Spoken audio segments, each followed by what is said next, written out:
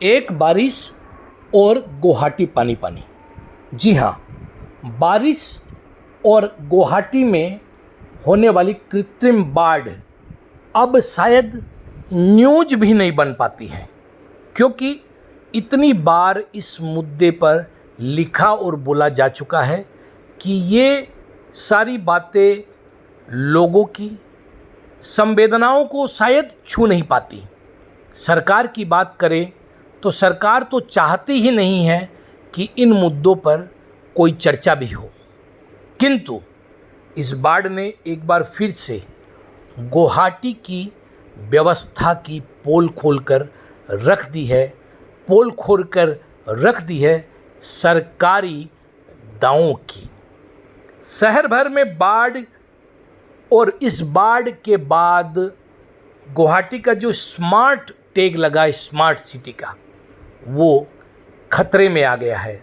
शायद स्मार्ट के अलावा गुवाहाटी के साथ कुछ भी जुड़ सकता है, परंतु ये स्मार्ट कतई नहीं हो सकता।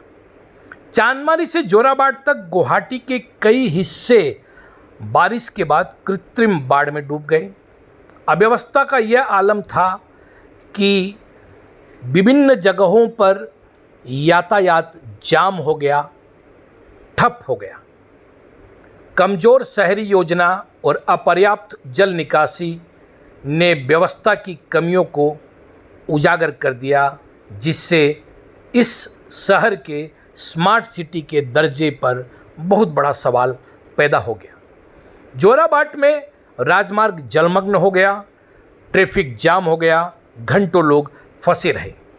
यह इलाका सबसे ज़्यादा प्रभावित रहा, जहां राष्ट्रीय राजमार्ग से करीब 2-2.5 फीट से ऊंचा पानी भर गया। बाढ़ के कारण यात्रियों में दहशत फैल गई। चांदमारी का मनीराम दीवान रोड पूरी तरह से बाढ़ में डूबा हुआ नजर आया। असमिया प्रेस कार्यालय के ठीक सामने भी कृत्रिम बाढ़ के कारण सड़क जलमग्न हो गई।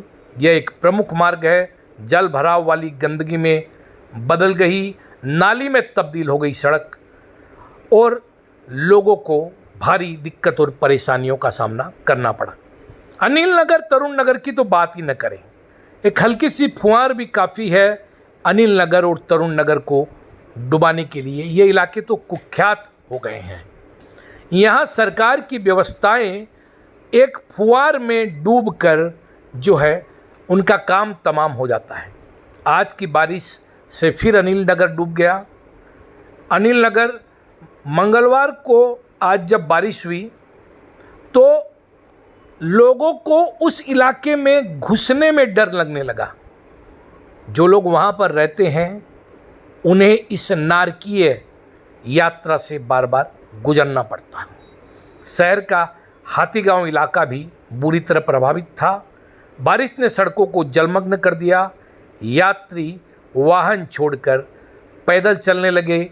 पैदल चलने वालों को भी काफ़ी परेशानी का सामना करना पड़ा। सड़कों पर सिर्फ पानी ही पानी दिखाई दे रहा था। ऐसे ही रुक्मिणी गांव में भी कृत्रिम बाढ़ से सड़कें तालाब में तब्दील हो गई।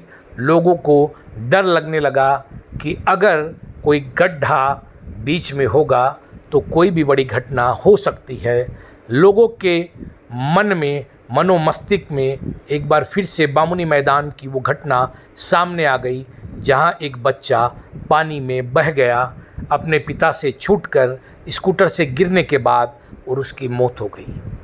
तो ये सारी घटनाएं जो है एक बार फिर से इस तरफ इशारा करती है कि सरकार के तमाम दावों के बावजूद गुवाहाटी की जल निकासी की समस्या ज्यों की त्यों है, और बनी हुई है कृत्रिम बाढ़ की समस्या भी। गुवाहाटी जो अनप्लान्ड आगे बढ़ता जा रहा है, वह कृत्रिम बाढ़ को बढ़ाने में एक बड़ा कारण है। साथ ही सरकार और सरकारी अमलों ने जिस प्रकार से गुवाहाटी में कंक्रीट का जंगल खड़ा कर दिया है, वह भी एक बड़ा कारण है। अब सरकार भी असहाय है, बेसहारा है, और भले ही कितना ही लिपाई पुताई करके गुवाहाटी को स्मार्ट कहने की कोशिश मुख्यमंत्री, उनके मंत्री या सरकारी अधिकारी कहने की कोशिश करे, किंतु गुवाहाटी स्मार्ट कहीं से नहीं रही। अगर गुवाहाटी के साथ स्मार्ट शब्द का प्रयोग किया गया तो इस स्मार्ट शब्द का अर्थ भी नकारात्मक रूप में ही निकलेगा। क्या कभी गुवाहाटी के लोगों को इस नारकीय बाढ़ और इस नारकीय जीवन से मुक्ति मिलेगी? शायद। हाल फिलहाल में तो ऐसी कोई योजना या ऐसी कोई तरकीब नज़र नहीं आती। शायद गुवाहाटी और गुवाहाटी के लोगों का भाग्य यही है, उनके नसीब में यही लिखा है कि पास में ब्रह्मपुत्र और बारिश आने में भोरलू से भरने वाला नाला और नाले की गंदगियों के साथ ही सड़क पर से उन्हें गुजरना पड़ेगा, जीना पड़ेगा इसी दुर्गंधमय वातावरण के साथ। नमस्कार, वंदे मातरम, जय आयोग होम, भारत माता की जय।